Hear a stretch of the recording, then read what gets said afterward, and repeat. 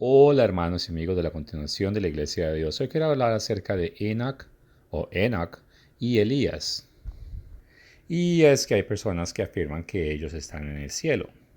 Y inclusive otras personas se atreven a decir que estos dos van a ser los dos testigos mencionados en Revelación capítulo 11. Pero esto es imposible, ya que ellos no pueden estar en el cielo. De acuerdo a Juan, capítulo 3, verso 13, Jesucristo dijo que nadie había subido al cielo. Pero a algunas personas no les importa lo que Jesucristo dijo o dicen que lo que él dijo fue un misterio. Y ellos se basan basado en Hebreos capítulo 11, verso 5 y Reyes capítulo 2, versos 11. Leo el primer verso. Por la fe Enoch fue transpuesto para no ver la muerte, y no fue hallado porque lo transpuso Dios, y antes de que fuese transpuesto, tuvo testimonio de haber agradecido a Dios. Y bueno, eso es hablando de Enoch. Ahora acerca de Elías, esto es lo que dice 2 de Reyes capítulo 2, verso 11.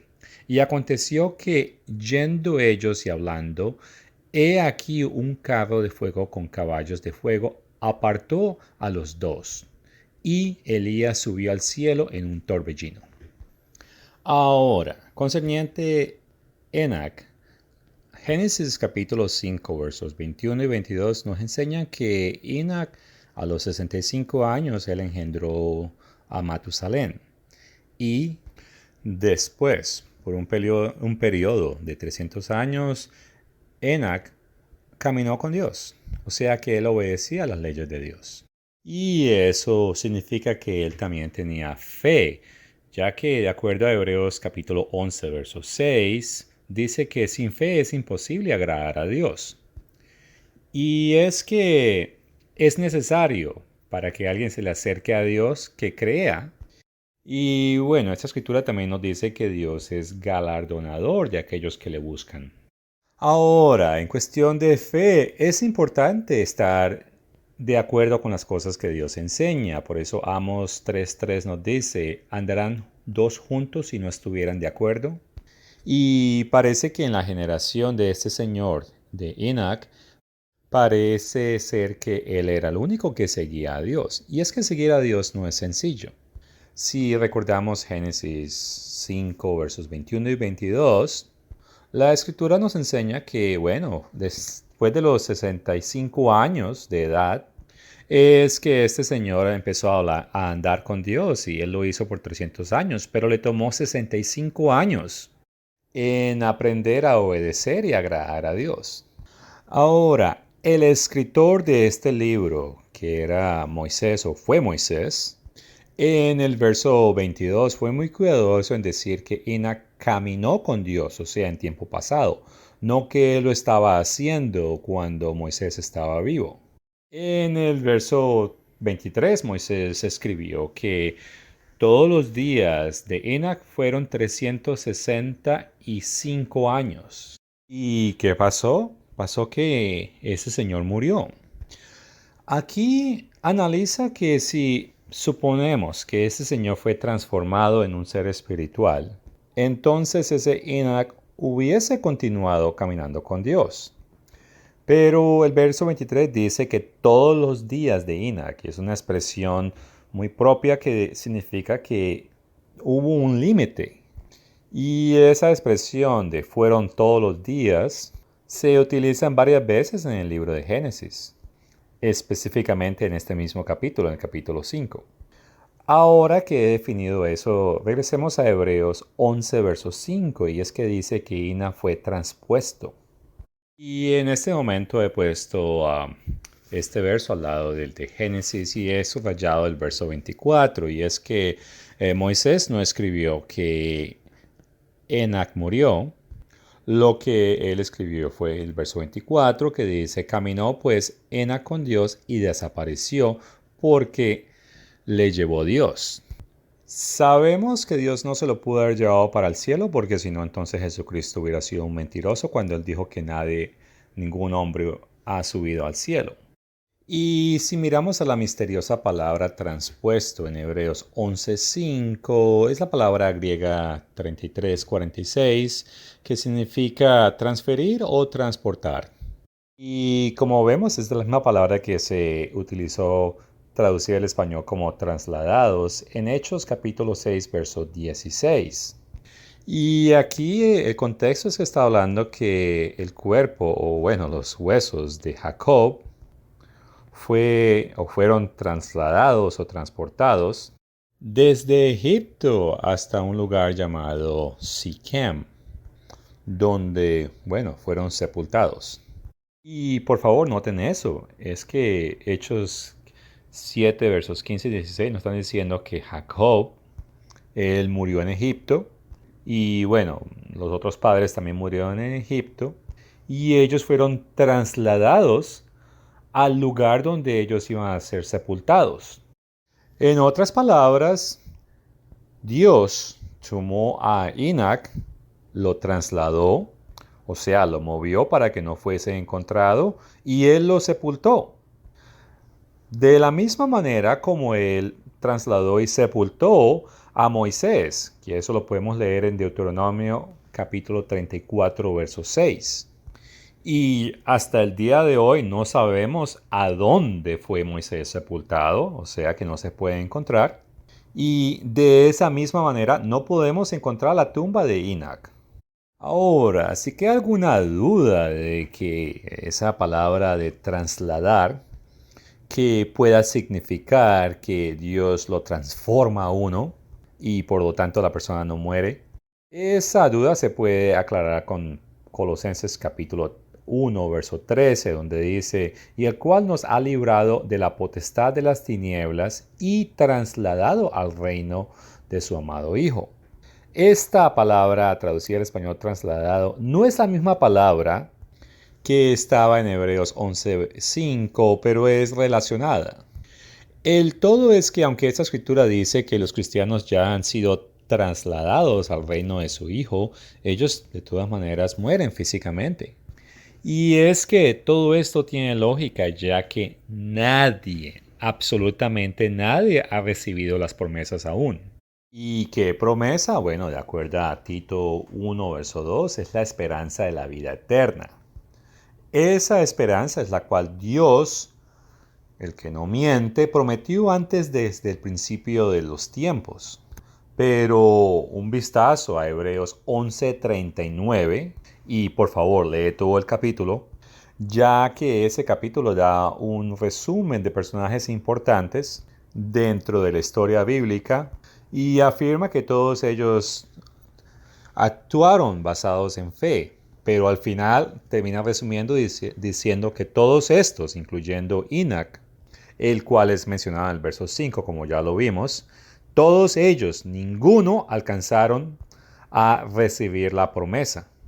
Ahora, he puesto el verso 40 de Hebreos 11:40, y este claramente dice, proveyendo Dios algunas cosas mejores para nosotros, para que no fuesen ellos perfeccionados aparte de nosotros. ¿Y de qué está hablando esto? Bueno, es lo mismo que en 1 Corintios habla en el verso 15, verso 52, y que dice, en un momento, en un abrir y cerrar de ojos, a la final trompeta, porque se tocará la trompeta y los muertos serán resucitados incorruptibles y nosotros seremos transformados.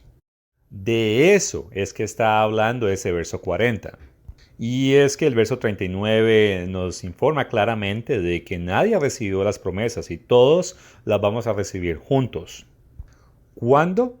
En la trompeta final, cuando Jesucristo regresa. Y es que ni siquiera Enoch o Elías han recibido esa promesa. Temprano mencioné que Hebreos 11 es una lista de personajes los cuales se destacan por su fe.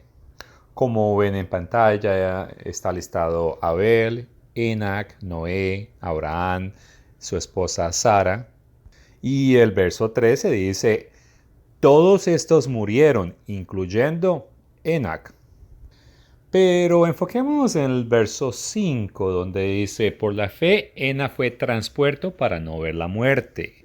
¿Por qué Pablo escribió eso? Primero, noten que el verso no dice que Enoch no murió, lo que dice es que él no verá la muerte.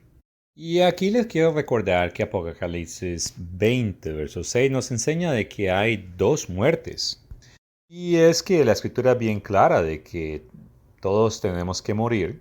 Y es que aunque la primera muerte o nuestra muerte nos aterrorice o nos incomode, no es un evento al cual debamos temer mucho.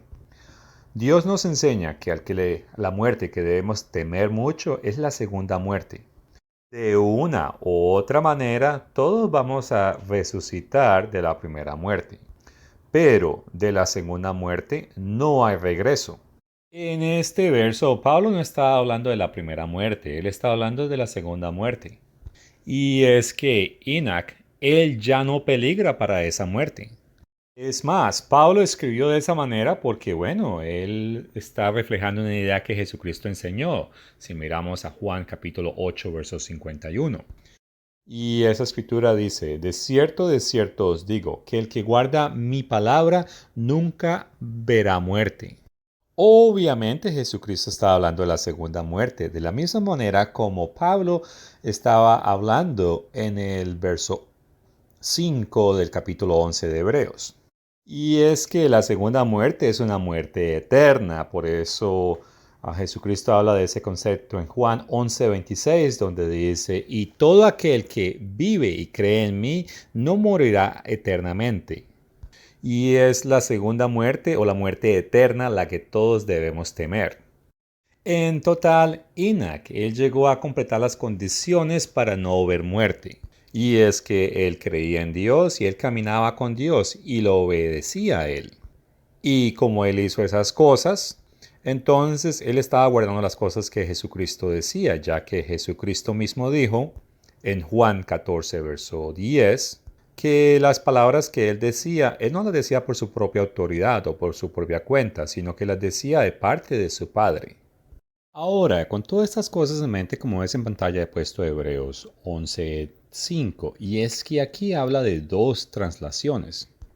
Y comienza el verso, por fe, esta es una translación o transpuesto por fe, Ena fue transpuesto para no ver muerte. De eso es que Colosenses capítulo 1:13 está hablando, que dice, el cual nos ha librado de la potestad de las tinieblas y trasladado al reino de su amado Hijo.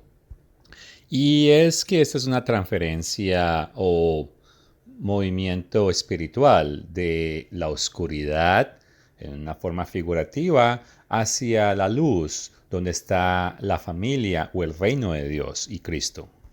En Colosenses, el verso 10 del capítulo 1 dice que nosotros tenemos que ser dignos y es condicional y es que tenemos que agradarle al Señor en todo.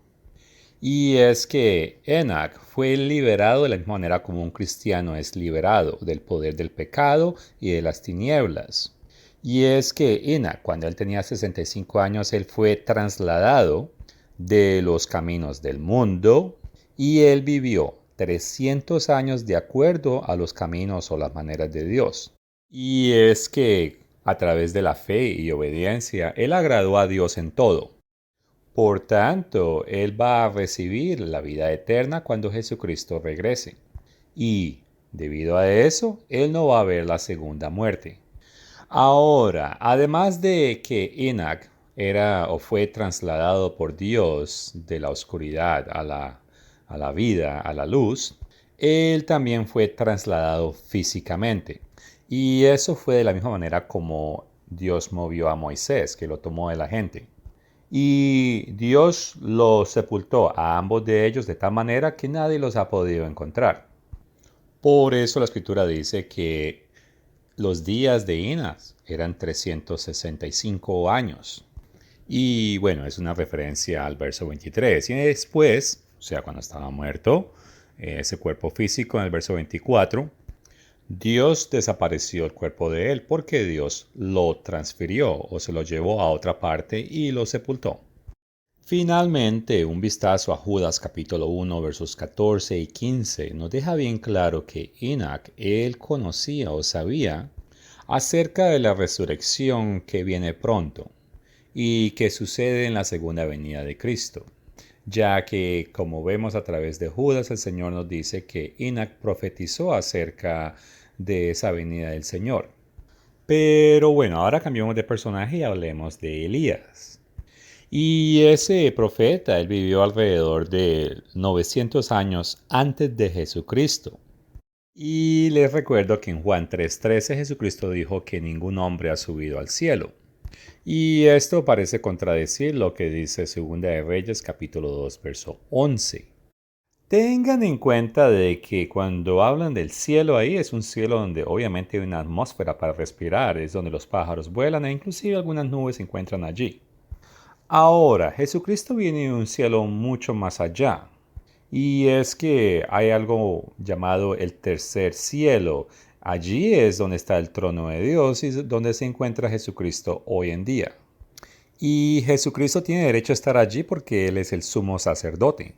Si echas un vistazo a Hebreos capítulo 8, versos 1 al 5, allí explica que el tabernáculo humano, bajo el antiguo tratado o el antiguo pacto, dentro de esto había un lugar que se llamaba el lugar más santo y era un compartimiento que era un tipo del trono de Dios en el cielo.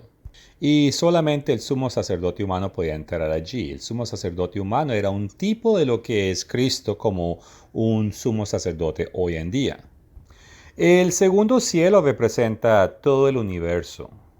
Allí es donde, bueno, están los planetas, las galaxias, con todas sus estrellas y cometas. Bueno, el todo es que este es el cielo descrito en Salmos capítulo 8, verso 3 y Génesis capítulo 1, versos 15 al 17. En resumen, tenemos tres cielos. El cielo, la atmósfera donde nosotros respiramos, incluyendo hasta donde están las nubes, y más allá se encuentra el espacio donde está todo el universo prácticamente, y hay una parte exclusiva que es donde se encuentra el trono de Dios, y ese es el tercer cielo. De regreso al primer cielo, este es el que mencionaba en Génesis 1:20, que es donde las aves vuelan. Y de acuerdo a Génesis 27:28, de este cielo es donde viene el rocío, o sea, la lluvia. Y de ese mismo está hablando Deuteronomio 33, verso 28, que habla que los cielos, ellos destilan su rocío o cae su lluvia. En este cielo, primer cielo, se puede respirar. Y es que es imposible que Elías sobreviviría en el segundo cielo o en el tercer cielo.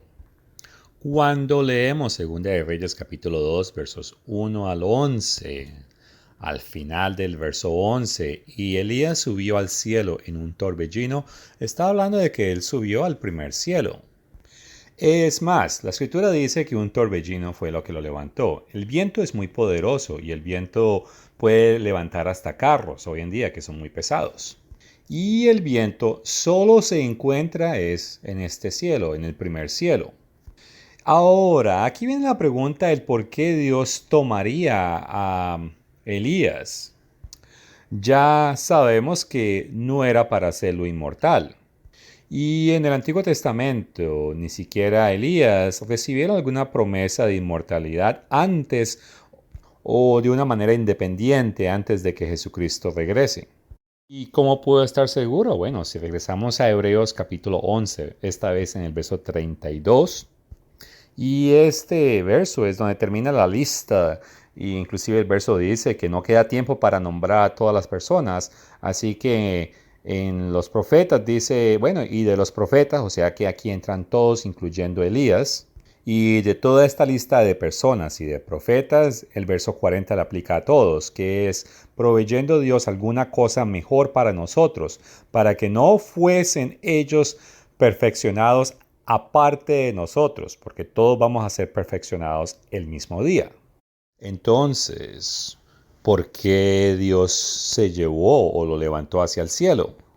La respuesta está en los versos 3 y 5. En el verso 3, los hijos de los profetas le dijeron a Eliseo, el hombre que iba a reemplazar a Elías, bueno, el todo es que le dijeron a él, sabes que el Eterno te quitará hoy a tu Señor, o sea, a Elías, sobre ti. Y el cual él les dijo, sí, yo lo sé, pero cállense. Esto sucedió cuando estaban en la ciudad de Betel y cuando fueron a la ciudad de Jericó, los hijos de los profetas allá le hicieron el mismo comentario. Le dijeron, mire, el Señor te va a quitar a Elías, a lo cual Eliseo les dijo, sí, yo lo sé, pero cállense. Y hay que entender algo aquí, que es que así como Jesucristo es el líder de la iglesia hoy, Elías, el que estaba a punto de ser tomado, era el líder de los hijos de los discípulos o de los profetas. Y Dios había enviado a este Elías como su profeta en contra del malvado rey Acab y su hijo Ocasías. Pero ya Dios quería que Eliseo tomara la obra o el liderazgo de la obra, ya que el rey Acasías había muerto y un nuevo rey estaba en el poder, y eso lo encuentras en Segunda de Reyes, capítulos 1 al 18. Y es que Dios no podía permitir que Elías estuviera en medio de la gente cuando Eliseo iba a dirigir la obra. Eso sería igual como haberlo descalificado. Y como Dios nunca quita la responsabilidad y asignación de un oficio a una persona cuando una persona está haciendo el trabajo correcto, lo único que Dios podía hacer era remover a Elías para que otra persona pudiese tomar su oficina o su oficio. Y eso fue lo que Dios hizo cuando Elías fue tomado en el aire. Su capa se cayó y Eliseo la tomó. Eso lo podemos ver en Segunda de Reyes, capítulo 2, versos 12 al 15. Ahora, ¿cuál era la importancia del manto? Esto era algo que los profetas y los sacerdotes se utilizaban, y este servía como una forma de representar la insignia de su oficina o de su oficio. Y es que el propósito de que Dios estaba removiendo a Elías era para reemplazarlo con otro humano, otro hombre, el cual ocuparía esa posición en Israel por otros 50 años. Y este trabajo, esta obra, siempre se comenzaba cuando un nuevo rey comenzaba. Y como Elías ya estaba envejeciendo, ese era el momento correcto de hacer ese cambio. Y para no descalificar a Elías en frente de la población, Dios decidió tomarlo de entre los profetas y la gente de una manera muy espectacular y permitiendo que su manto se cayera, y así claramente indicaba que la oficina había pasado a Eliseo. De esa manera Dios preservó el nombre de su profeta y el nombre del oficio de los profetas. Ahora, la pregunta es, ¿a dónde fue Elías? Si miramos a Eliseo, cuando él terminó de hacer sus responsabilidades, bueno, él murió mientras que estaba en esa oficina, o mejor dicho, ejerciendo ese oficio, y eso lo podemos leer en Segunda de Reyes, capítulo 13, versos 14. Pero cuando Elías fue tomado, él no iba a morir inmediatamente. La escritura no dice nada de eso. Es más, parece que muchos de los hijos de los profetas sabían que él no iba a morir porque ellos tenían ese temor que Dios lo iba a dejar caer en una montaña. Por eso es que en Segunda de Reyes capítulo 2 verso 16, Elías sabía claramente que Dios, bueno, no lo iba a dejar estropear o dejar caer, pero como todos estaban insistiendo que querían ir a buscar por Elías, pues él les dijo, pues vayan, búsquenlo. Lo que sí es claro es que Dios no dejó a Elías en el aire, él lo llevó a alguna parte. Pero, ¿cómo podemos estar seguros? Bueno, analicemos un par de cosas. Cuando estas cosas están sucediendo, hay dos reinos, el reino de Israel en el norte y el reino de Judá en el sur. En pantalla tengo Segunda de Reyes capítulo 1 verso 18, Segunda de Reyes capítulo 3 verso 11 y Segunda de Reyes 3:11.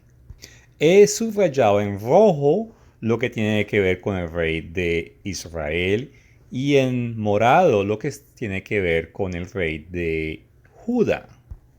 Ocasias. Él muere y es reemplazado por Joram. Y ese comienza a reinar en Samaria, que es la capital de Israel.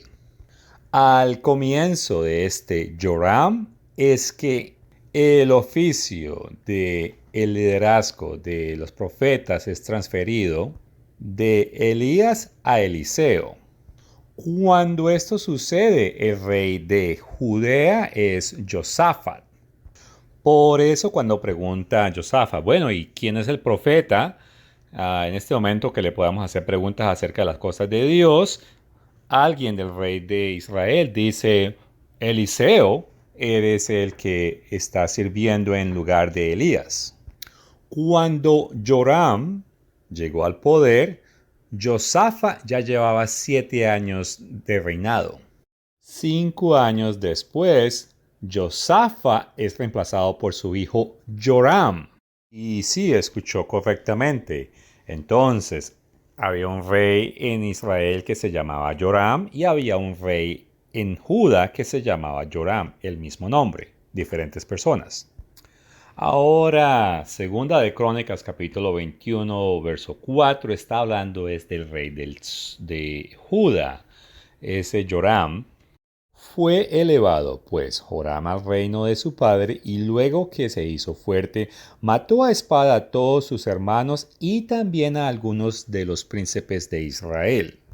Entonces, 5 años después de que Eliseo tomó el oficio de Elías, Joram en Judea toma el poder y él sube y, bueno, obviamente mata a muchas personas para asegurar el poder y por varios años hace las cosas incorrectas. A este le llega una carta del profeta Elías. Y dice así en 2 Crónicas capítulo 21 versos 12 al 14. Y le llegó una carta del profeta Elías que decía, Eterno el Dios de David tu padre ha dicho así, por cuanto no has andado en los caminos de Josafat tu padre, ni en los caminos de Asa, rey de Judá, sino que has andado en el camino de los reyes de Israel, y has hecho que fornicase Judá y los moradores de Jerusalén, como fornicó la casa de Acab, y además has dado muerte a tus hermanos, a la familia de tu padre, los cuales eran mejores que tú. He aquí el Eterno herirá a tu pueblo de una gran plaga, y tus hijos y tus mujeres y todo cuanto tienes. De acuerdo a la carta, es claro que Elías la escribió después de que ciertos eventos habían ocurrido, ya que menciona como que esos eventos han sucedido. Y 2 años después de que el rey se enfermó, él murió. Y este rey solo reinó por 8 años, de acuerdo a 2 de Crónicos, capítulo 21, versos 18 al 20. Así que esto prueba que la carta fue escrita alrededor de 10 años después de que Elías fue tomado hacia el cielo. Elías era el profeta cuando el padre de este rey estaba en el mando. Así que Dios escogió a Elías para escribir esa carta. Y bueno, cuando la carta fue entregada por otros, ellos reconocieron que venía de Elías, así que se sabía que él estaba vivo en alguna parte. Por cuánto tiempo Elías vivió no se sabe, la escritura no lo indica, pero lo que sí es claro es que en Hebreos 9:27 la escritura es clara que está establecido que todos los hombres mueran una vez. Y Primera de Corintios capítulo 15:22 nos deja bien claro que en Adán todos los hombres mueren. Y hablando de Elías, Santiago 5:17 dice que Elías era un hombre sujeto a pasiones semejantes a las nuestras. E inclusive Hebreos 9:27 le aplicaba a él. Ahora, ese evento sobrenatural donde removió a Elías, es un tipo de una futura o futuro evento que le sucederá a otro hombre hacia el tiempo del fin, el cual será llevado a un lugar de seguridad. Y esto sucederá poco tiempo antes del día del Señor. Y este personaje hará una obra similar a Elías. Y eso estamos leyendo, o es una referencia a Malaquías 4:5, donde dice: He aquí yo os envío al profeta Elías antes que venga el día del Eterno, el grande y terrible día. Pero no va a ser el Elías ese que vivió hace 2800 años. Va a ser una nueva persona en el espíritu de Elías. Y eso lo podemos leer en Lucas 1:17. Finalmente, las personas tienen inquietudes acerca de Mateo 17, versos 1 al 9, Marcos 9, versos 2 al 10 y Lucas 9, versos 28 al 36. Y allí es donde aparece Jesucristo hablando con Moisés y Elías.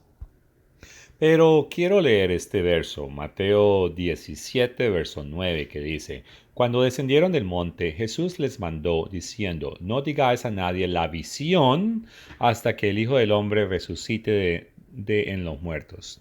Y es que eso era lo que era una visión, eso no fue un evento real. En otras palabras, no fue un evento material, sino fue un evento sobrenatural, solo observable con los ojos. Bueno, en fin, en resumen es que Moisés murió y él fue sepultado, de acuerdo a Deuteronomio capítulo 34, versos 5 y 6. Y de la misma manera, Elías y Enoch, ellos están sepultados. Concerniente a la visión que vieron los seguidores de Jesucristo, era una visión donde ellos vieron a Jesús en su gloria, y que es un evento que inclusive Moisés y Elías aún no han obtenido, de acuerdo a Hebreos capítulo 11, verso 39. La visión tiene que ver con la gloria de Jesús, la inmortalidad y su futuro reino que viene pronto. Así que las escrituras no se contradicen. Moisés, Elías y Enoch y todos los que han muerto y que han sido obedientes al Señor, esperan recibir su resurrección y su galardón cuando Jesucristo regrese. Este video fue basado en el libro titulado ¿Dónde está Enoch y Elías?, que fue escrito por el señor Herman Holle.